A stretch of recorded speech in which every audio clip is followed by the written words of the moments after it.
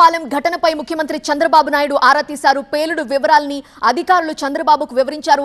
ఘటనా స్థలానికి ఇమిడియట్ గా వెళ్లాలని హోంమంత్రికి ఆదేశాలు కూడా జారీ చేశారు. మరోవైపు ముఖ్యమంత్రి చంద్రబాబు నాయుడు ట్వీట్ చేశారు. దాన్ని మనం స్క్రీన్ మీద చూస్తున్నాం. కాకినాడ జిల్లా వేట్లపాలెంలోని బాణాసంచా తయారీ కేంద్రంలో జరిగిన పేలుడు ఘటన తీవ్ర దిగ్భ్రాంతికి గురిచేసిందంటూ ఆయన రాశారు. ఈ ప్రమాదంలో పలువురు ప్రాణాలు కోల్పోవటం విచారకరం అన్నారు.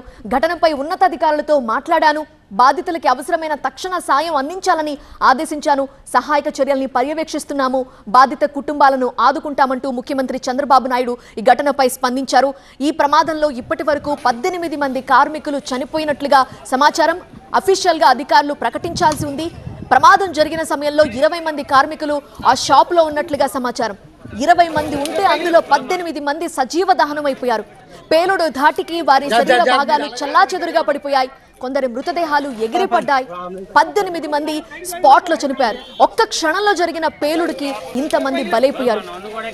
ఈ షాప్ కి ఒక కుటీర పరిశ్రమ లాగా రన్ చేస్తున్నారు. పొలాల్లో ఏర్పాటు చేసుకున్నారు. ఎంతకాలంగా రన్ చేస్తున్నారు, నిర్వాహకుడు ఎవరు, వివరాలు తెలియాల్సింది.